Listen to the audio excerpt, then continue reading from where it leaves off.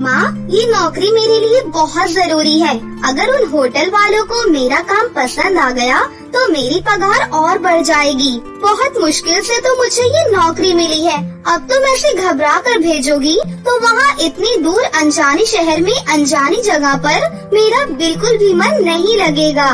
हाँ, नहीं कर रही मनुदास, पर तू वादा कर मुझे रोजाना फोन करती रहेगी। हाँ माँ, मैं जब भी काम से फ्री हुआ करूँगी सबसे पहले तुम्हें फोन करूँगी। अच्छा रुक, मैं तेरे लिए साथ में खाने का कुछ बांध देती हूँ, तो रास्ते में बस में खा लेना। ठीक है माँ, तब तक मैं अपना सामान अटैची में रख लेती हूँ। ये है सिमरन, सुभद्रा की बेटी। सुभद्रा बहुत गरीब है। पति के जाने के बाद घरों में काम करके सुभद्रा ने सिमरन को पाल पोस कर बड़ा किया। सिमरन ने गांव में ही रहकर 12वीं तक की पढ़ाई पूरी की। सिमरन आगे पढ़ना तो चाहती थी, पर पिछले 1 साल में सुभद्रा की तबीयत बहुत खराब रही, जिस वजह से सिमरन ने अभी कॉलेज की पढ़ाई के लिए अपना विचार बदल लिया और नौकरी ढूंढने लगी। सिमरन के बचपन की सहेली विभा की कुछ समय पहले दिल्ली के एक होटल में नौकरी लगी थी।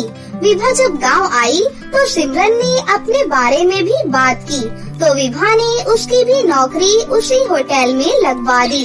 अगले दिन सिमरन नौकरी के लिए दिल्ली पहुंचती है।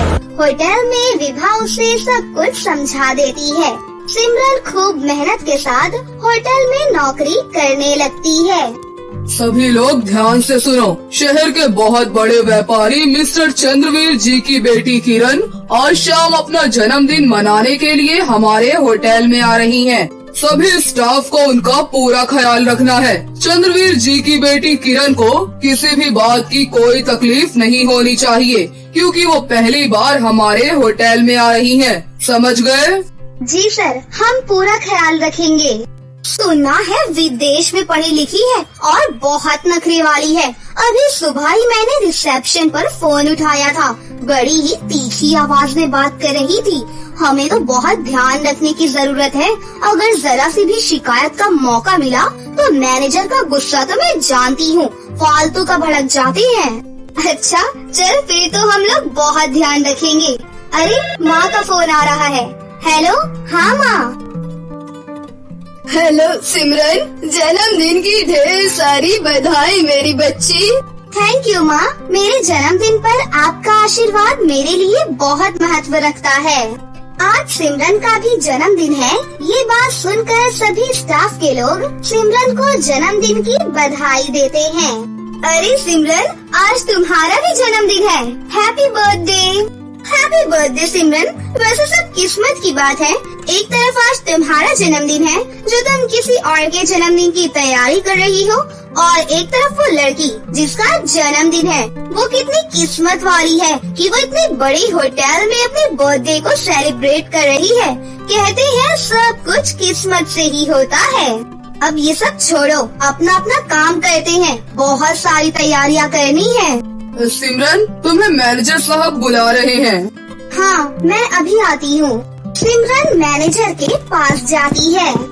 सिमरन, तुम्हें मैं एक स्पेशल ड्यूटी दे रहा हूँ। किरण मैडम के वेलकम के लिए तुम्हें गेट पर ही खड़ा होना है। जैसे ही वो एंट्री लेंगी तुम उनके साथ रहोगी और देखते रहना कि उन्हें किसी भी बात की कोई कमी ना हो। और एक काम करो, अपनी ड्रेस की जगह कोई अच्छी सी स्मार्ट ड्रेस पहन लो ताकि और अच्छा इम्प्रेशन पड़े। जी सर। सिमरन को होटल के गेट पर ड्यूटी मिल जाती है। सिमरन के पास अपनी तो कोई अच्छी ड्रेस थी नहीं, इसलिए विभा उसे अपनी सुंदर सी ड्रेस दे देती है।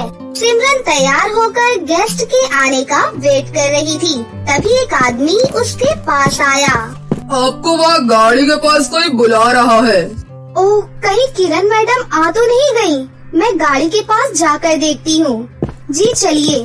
जैसे ही सिमरन गाड़ी के पास जाती है, अचानक 2-3 बदमाश उसे गाड़ी में जबरदस्ती पकड़कर बैठा लेते हैं और उसका मुंह बंद करके उसे बेहोश कर देते हैं। अचानक से सब कुछ हुआ तो सिमरन को संभलने का मौका ही नहीं मिला। गाड़ी अनजान सड़क पर चली जाती है। इतनी ही देर में किरण भी होटल के बाहर आ चुकी थी। सब लोग किरण को देखकर हैरान रह जाते हैं। किरण बिल्कुल सिमरन की शक्ल की थी। अरे सिमरन, तू यहाँ क्या कर रही है? तू इस गाड़ी में क्यों बैठी है? चल बाहर निकल, किरण मैडम के आने का टाइम हो रहा है। एक्सक्यूज मी, ये क्या बदतमीजी है? क्या आपका स्टाफ गेस्ट के साथ ऐसे बिहेव करता है? मेरा नाम किरण है, सिमरन नहीं। क्या आपको बताया नहीं गया था कि आज मेरा बर्थडे है और मैं सेलिब्रेशन के लिए आ रही हूँ? किरण, ये कैसे हो सकता है? तुम तो सिमरन हो। मैडम सॉरी, लेकिन विभा बिल्कुल ठीक कह रही है। आपकी सूरत बिल्कुल हमारे स्टाफ की एक लड़की सिमरन से मिलती है। किरण ये सब सुनकर हैरान रह जाती है। मैं अभी सिमरन को बुलाती हूँ, वो अभी गेट पर ड्यूटी दे रही थी। तभी एक लड़की भागती हुई आती है। सर, सिमरन को कुछ लोग एक कार में पकड़कर ले गए हैं। सिमरन बेहोश थी, मैं पीछे भागी पर कार आगे निकल चुकी थी। वो जरूर कोई बदमाश लोग है सर। किरण घबरा चुकी थी। उसने अपने पापा के मोबाइल पर फोन किया और सारी बात बताई। किरण के मम्मी पापा भी वहाँ पर पहुँच गए। मैनेजर के पास सिमरन की माँ का मोबाइल फोन नंबर था। सिमरन की माँ को जब सारी बात पता चलती है तो वो फौरन बस पकड़कर दिल्ली आ जाती है। अचानक सब कुछ पलट जाता है। अरे सुभद्रा, तुम और यहाँ इतने सालों बाद तुझे देख रही हूँ। तू कहाँ गायब हो गई थी? मुझे माफ कर दो मैम साहब, मुझसे बहुत बड़ी भूल हो गई। सिमरन आपकी बेटी है, किरण की जुड़वा बहन। उस रात आपने एक नहीं 2 बेटियों को जन्म दिया था। मेरे मन में लालच आ गया था, मेरी कोई औलाद नहीं थी, इसलिए मैंने आपकी एक बच्ची चुरा ली और अपने साथ गांव ले गई। पर मुझे नहीं पता था कि आज मेरी गलती की सजा मेरी सिमरन को मिलेगी। मेरी जुड़वा बहन सिमरन, माँ पापा सिमरन को बचा लो। मैं जानता हूँ ये सब किसका काम है। मुझे लगता है प्रभास ने सिमरन को किरण समझ लिया और मुझसे बदला लेने के लिए वो किरण को अगवा करना चाहता था। चिंता मत करो, वो ज्यादा दूर नहीं गया होगा। हम उसे पुलिस की सहायता से पकड़ लेंगे। किरण के पिता मिस्टर चंद्रवीर ने पुलिस को खबर दी और कुछ ही घंटों में पुलिस प्रभास को पकड़ लेती है। सिमरन सही सलामत मिल जाती है। जब सिमरन को सच्चाई पता चलती है कि किरण उसकी जुड़वा बहन है और उसके असली माता पिता मिस्टर चंद्रवीर और नीमा हैं, तो वो बहुत रोती है। मेरी बच्ची सिमरन, तू हमसे कितने सालों तक दूर रही। मेरी बेटी सिमरन। सिमरन मेरी बहन, तू इतने साल मुझसे दूर रही। मैं भी आप सबको पाकर बहुत खुश हूँ। और माँ, तुमने ऐसा क्यों किया? मेरे अपने माता पिता से मुझे दूर क्यों कर दिया? सिमरन और किरण एक दूसरे के गले लग जाती हैं। मुझे माफ कर दे सिमरन, मुझे माफ कर दे। अब तू अपने परिवार के साथ खुश रह। मैं तुझे अपना चेहरा कभी नहीं दिखाऊंगी। मैं हमेशा के लिए जा रही हूँ। तुम कहीं भी नहीं जाओगी। जो हुआ बचपन में हुआ। मैंने बचपन से तुम्हें अपनी माँ माना है। मैं तुम्हारे बिना नहीं रह सकती माँ। सिमरन अपनी माँ के गले लग जाती है क्योंकि सुभद्रा ने उसे पाल पोस कर बड़ा किया था। सिमरन को अपना असली परिवार मिल जाता है, अपनी जुड़वा बहन मिल जाती है और वो अपनी नई जिंदगी की शुरुआत करती है। नीलम और पूनम दोनों बहनें थीं, लेकिन शादी दोनों की काफी अलग होती है। जहाँ नीलम अमीर तो वहीं पूनम गरीब घर की बहू बनती है। हाय पूनम, क्या कर रही हो? कुछ नहीं दीदी, बस खाना बना रही हूँ। आप सुनाओ? मैं तो बस कमरे में बैठी बैठी कॉफी पी रही थी। सर्दी बहुत है ना। कैसी बात कर रही हो दीदी? शहर तो एक ही है हम दोनों का। गर्मी के मारे मेरे पसीने छूटे जा रहे हैं। अरे मेरी प्यारी बहन, मेरे कमरे में एसी चल रहा है तो ठंडा ही होगा ना। और काम वाली खाना बना रही है। बस खाने के वक्त कमरे से बाहर निकलूंगी। ओह अच्छा, गुड है दीदी। तो यहीं आ जाओ मेरे घर पर। हाँ हाँ, जरूर आऊंगी। ठीक है दीदी, अब आराम से बात करते हैं, ओके? उसके बाद पूनम फोन रख देती है कि सामने उसकी सास खड़ी होती है। ये ले, तरबूजा खा ले, मैंने काटा है, सबको बांट दिया, ये तेरा हिस्सा। अरे मम्मी, मैं काट देती, आप क्यों परेशान हुई? बस रोटी बनाकर खाती हूँ। सास पूनम का हाथ पकड़कर उसे पंखे के पास ले जाती है, जहाँ पहले से ही उसकी नंद और देवर बैठे होते हैं। भाभी, आओ लूडो खेलते हैं, ये तो हार रही है, आप आ जाओ। अरे मैं तो रोटी बना रही थी, माँ ले आई खरबूजा खाने के लिए। अब आप भैया लूडो खिला रही हो, खाना बनाना है। कोई बात नहीं भाभी, रोटी मैं बना लेती हूँ। पूनम का हंसता खेलता परिवार था, सब एक दूसरे की मदद करते। रोज सुबह शाम पूरा परिवार साथ ही बैठता। अरे पूनम, चलो तैयार हो जाओ, पानी पूरी और गोला खाकर आते हैं, जुहू चौपाटी चलते हैं, बहुत अच्छा मौसम हो रहा है आज। पूनम भी जल्दी से तैयार हो जाती है और दोनों घूमने के लिए चले जाती हैं। कि तभी नीलम का फोन पूनम के पास आता है। हेलो, क्या कर रही हो पूनम? अरे दीदी, मैं घर पहुंचकर फोन करती हूँ, इनके साथ जुहू चौपाटी घूमने आई हूँ। आप बताइए क्या कर रही हैं? मैं तो कमरे में बैठी हूँ, टीवी देख रही थी। अरे दीदी, आ जाओ ना जुहू चौपाटी, बहुत अच्छा और सुहाना मौसम है। 2 व्हीलर पर मुंह पर ठंडी हवा लग रही थी, बड़ा मजा आया। अरे नहीं नहीं, 2 व्हीलर है, कहाँ हम लोगों के घर, जानती तो हो तुम। खैर तुम आ जाओ ना कल मेरे घर पर। बताती हूँ दीदी, माँ जी से पूछ कर आती हूँ। उसके बाद पूनम फोन रख देती है।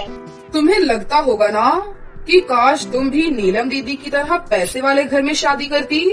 तो मैं कौन से गरीब घर से हूँ, खा रही हूँ, पी रही हूँ, अच्छा पहन रही हूँ, घूम रही हूँ, फिर क्या।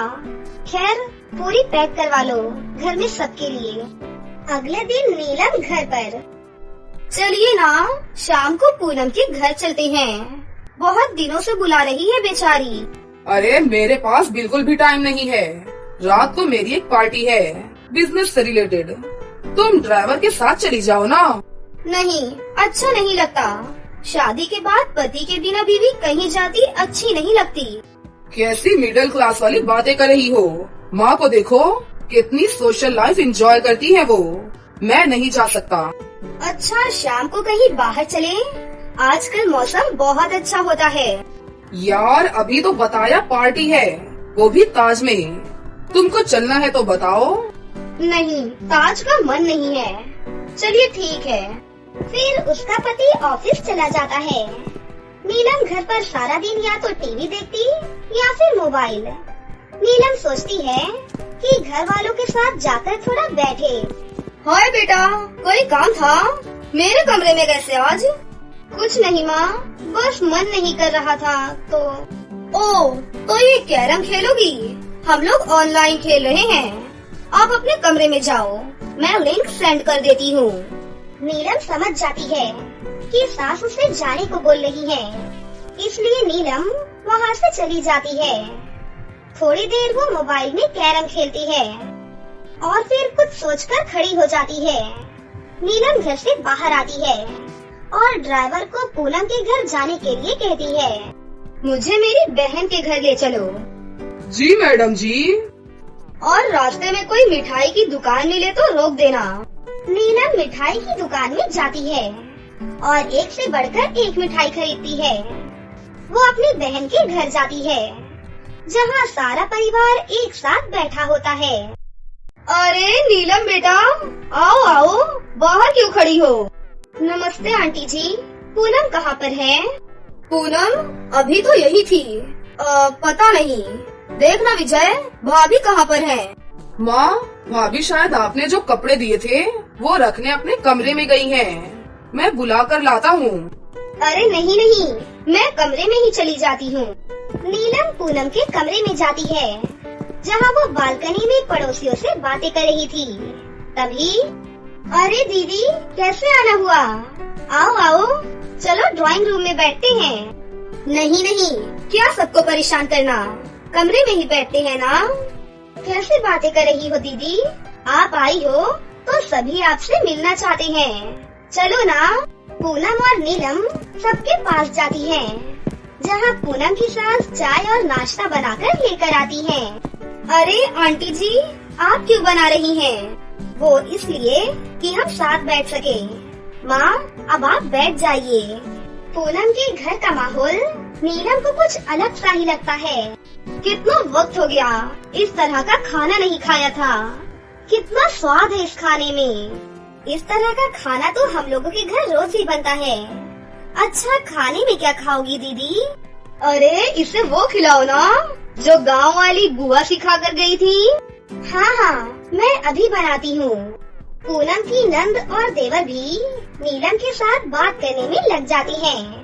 दोपहर होते ही सारा घर जमीन पर चटाई बिछाकर खाना खाता है, अंताक्षरी खेलता है और खूब गप्पे लगाता है। नीलम जब वापस घर को जा रही होती है तो पूनम की सास उसे पैसे देते हुए कहती है, बेटा, पहली बार बहन के घर आई हो। वैसे तो हम लोग तुम्हारे जितने अमीर तो नहीं हैं, लेकिन मैं बड़ी हूँ। ये छोटी सी भेंट रख लो। पता होता कि तुम आने वाली हो तो कोई साड़ी खरीद कर रखती तुम्हारे लिए। नीलम सास के पैर छूती है और आंखों में आंसू भरकर बोलती है, मैं तो सिर्फ पैसों से अमीर हूँ, लेकिन पूनम तो रिश्तों से अमीर है। जीवन में सच्ची हंसी और खुशी अपनों के साथ है, न कि पैसों से। उसके बाद नीलम वहाँ से चली जाती है और पूनम अपनी सास को देखकर मुस्कुराने लगती है।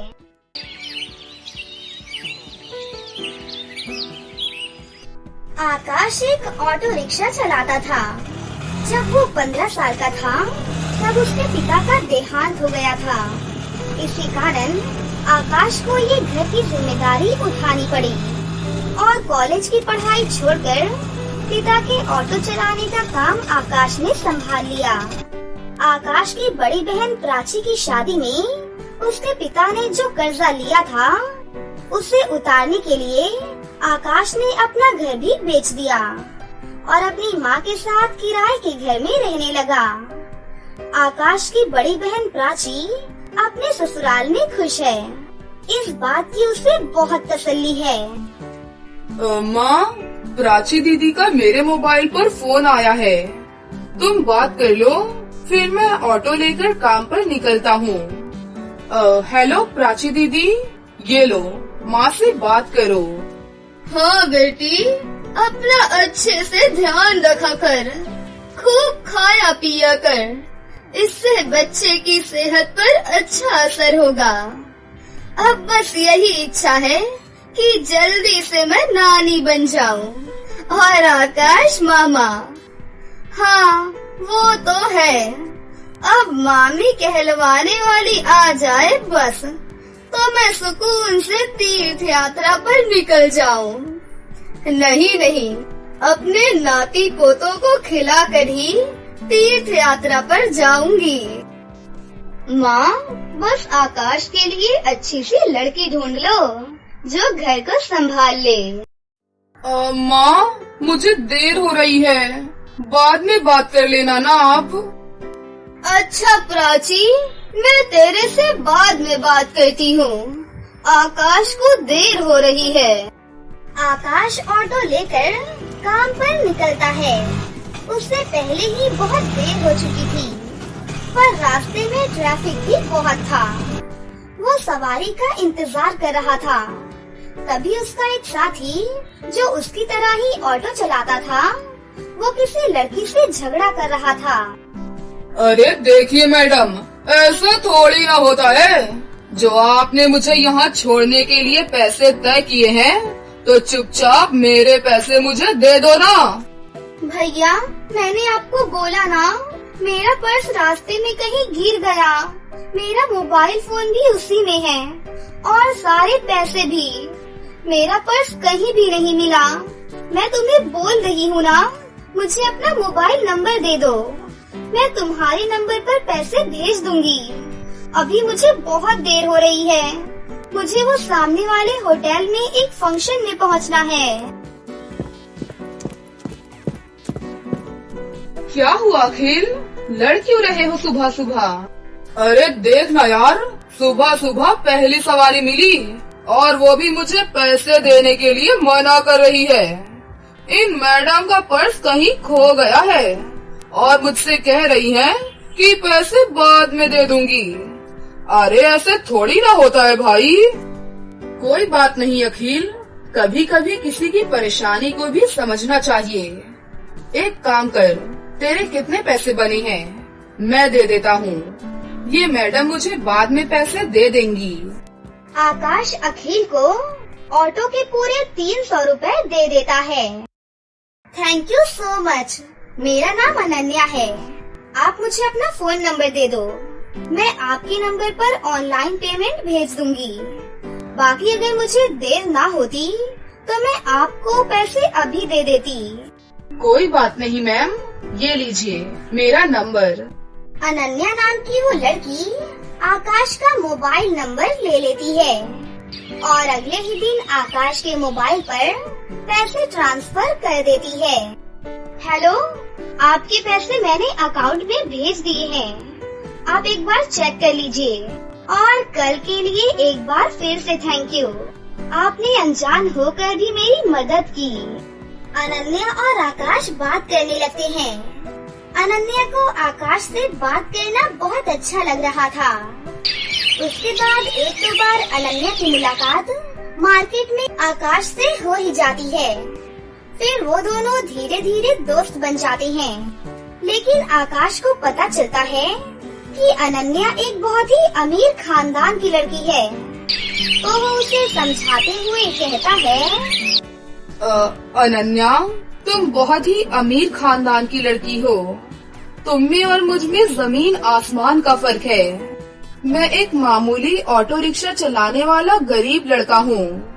तुम्हारा और मेरा यूँ दोस्ती रखना ठीक नहीं है। प्लीज तुम मुझसे मत मिला करो। तुम ना मिलने की बात कर रही हो, पर आज तो मैं तुम्हें अपने प्यार का इजहार करने के लिए आई थी। मैं तुम्हें बहुत पसंद करती हूँ आकाश। मैं अपनी आगे आने वाली पूरी लाइफ तुम्हारे साथ खुलकर जीना चाहती हूँ। अनन्या ये कहते कहते फूट फूट कर रोने लगती है और आकाश उसे गले लगा लेता है। अनन्या अपनी मम्मी पापा से इस बारे में बात करती है और जबरदस्ती आकाश से शादी करने के लिए मना लेती है। इधर आकाश भी अपनी माँ और बहन से इस बारे में बात करता है और एक शुभ मुहूर्त में दोनों की शादी हो जाती है। अनन्या का स्वभाव बहुत अच्छा था। उससे इस बात से कोई भी फर्क नहीं पड़ता था कि उसके ससुराल वाले गरीब हैं। ना ही उसने कभी इस बात की कोई शिकायत की। अनन्या, तुम मेरे साथ शादी करके खुश तो हो ना? हाँ आकाश, मैंने तुम्हें दिल से प्यार किया है। मैं तुम्हारे साथ बहुत खुश हूँ। माँ जी, प्राची दीदी सब मुझे कितना प्यार करते हैं। मुझे तो महसूस ही नहीं हुआ कि मैं अपना घर छोड़ कर आई हूँ। तभी अनन्या की सास भी वहाँ पर आ जाती हैं। जीती रहो बहू, हम बहुत भाग्यशाली हैं कि इस घर को तुम्हारी जैसी बहू मिली। अनन्या भाभी, ये देखो, मैं आपके लिए नई साड़ी लेकर आई हूँ। आज आप शाम को कीर्तन में यही साड़ी पहनना। प्राची दीदी, ये साड़ी तो बहुत सुंदर है। ठीक है, पर एक शर्त पर। आज आप मुझे खुद ही तैयार करोगी, प्रॉमिस? अनन्या की बातें सुनकर प्राची की आंखों में आंसू आ जाते हैं। उसने कभी सोचा ही नहीं था कि उसे इतनी प्यारी सी भाभी से इतना प्यार और सम्मान मिलेगा। कुछ ही दिनों में अनन्या ने सबके दिल में एक अलग ही जगह बना ली थी। अब तो अनन्या के बिना कोई भी नहीं रह पाता था। प्राची को एक प्यारी सी बेटी पैदा होती है और इधर अनन्या भी गर्भवती हो जाती है। अनन्या की माँ बनने के बारे में जब उसके मम्मी पापा को पता चलता है तो वो उससे मिलने के लिए उसके ससुराल आते हैं। पर अनन्या का घर देखकर दोनों ही मुंह बनाने लगते हैं। अनन्या बेटी, तुम अपने मम्मी पापा के पास बैठो। रसोई से चाय और नाश्ता मैं ले आती हूँ। क्या बात है अनन्या, तुम इस हालात में भी घर के काम खुद ही करती हो क्या? तुम्हारे घर में कोई नौकर चाकर नहीं है क्या? कैसी बातें करती हो मालिनी, तुम जानती भी हो तुम्हारी बेटी किस घर में भी आई है। यहाँ 2 वक्त की रोटी खाने के लिए भी सोचना पड़ता है। एक टाइम की सब्जी दूसरे टाइम खाते होंगे ये भला क्या नौकर चाकर रखेंगे? नहीं पापा, ऐसी कोई भी बात नहीं है। माँ जी और आकाश ने कई बार मुझसे कहा है कि मैं घर में कोई काम वाली रख लूं, पर पूरा दिन मैं घर पर ही होती हूँ, मेरा भी मन नहीं लगता। और फिर मैं तो कुछ भी नहीं करती, सारा काम तो माँ जी खुद ही करती हैं। ये लीजिए चाय। अनन्या बेटी, तुम्हें ये समोसे बहुत पसंद है ना? मैं हलवाई से खरीद कर लाई हूँ, अपने मम्मी पापा को भी दो बेटा। Oh no no no no, मैं ऑयली फूड बहुत कम खाती हूँ। और अनन्या, तुम भी ये सब मत खाया करो। तुम्हें इस टाइम में जूस फ्रूट ये सब लेना चाहिए। बहन जी, आप तो समझदार हैं, ये समोसे वगैरह ये सब बहुत नुकसानदायक हैं। मम्मी, आप मेरी टेंशन मत लो, माँ जी मेरा पूरा ख्याल रखती हैं। वो मुझे समय पर जूस फ्रूट दूध दही सब्जियाँ और सब कुछ खाने के लिए दे देती हैं। तभी अनन्या की नंद प्राची भी वहाँ पर आ जाती है। अनन्या भाभी, मैंने डॉक्टर से अपॉइंटमेंट ले ली है। कल सुबह 11 बजे आपको मेरे साथ चलना है, तो आपका पूरा चेकअप हो जाएगा और बाकी जो इंजेक्शन वगैरह। अरे प्राची, तुम्हारा कौन से हॉस्पिटल में बच्चा हुआ था जिस डॉक्टर के बारे में तुम बात कर रही हो? जी, वो बड़े बाजार में जो हॉस्पिटल है जहाँ डॉक्टर काजल बैठती हैं। अरे वो सस्ता बेकार सा हॉस्पिटल। अनन्या, तुम उस हॉस्पिटल में चेकअप के लिए जाओगी? तुम्हारा दिमाग तो ठीक है ना? कितना चीप है वो हॉस्पिटल। अनन्या, तुम एक मामूली से हॉस्पिटल में चेकअप के लिए जाओगी? तुम चिंता मत करो, इन लोगों के पास अगर तुम्हारे इलाज के लिए पैसे नहीं है तो क्या हुआ, मैं तुम्हारे लिए इस शहर के सबसे बड़े नामी हॉस्पिटल में आज ही बात कर लेता हूँ। और तुम अभी के अभी अपना सामान पैक करो और हमारे साथ वापस घर चलो। किसके घर? आपके घर पापा? मैं अभी अपना ये घर छोड़कर कहीं भी नहीं जा सकती। मुझे डॉक्टर काजल, जो कि बहुत बड़ी और एक समझदार डॉक्टर हैं, उन्होंने प्राची दीदी की नॉर्मल डिलीवरी की है। उन्होंने मुझे पूरा रेस्ट करने के लिए बोला है। और शायद आपने ठीक से सुना नहीं, मुझे कल प्राची दीदी के साथ डॉक्टर के पास जाना है। आप थोड़ी देर और बैठेंगे या फिर जा रही हैं? क्योंकि अभी आकाश आने वाले हैं। वो शहर में एक नया रेस्टोरेंट खुला है, वहाँ पर मेरी फेवरेट आइसक्रीम मिलती है, तो आज मेरा वो खाने का प्लान है। तो हम सब डिनर के लिए वहीं पर जाने वाले हैं।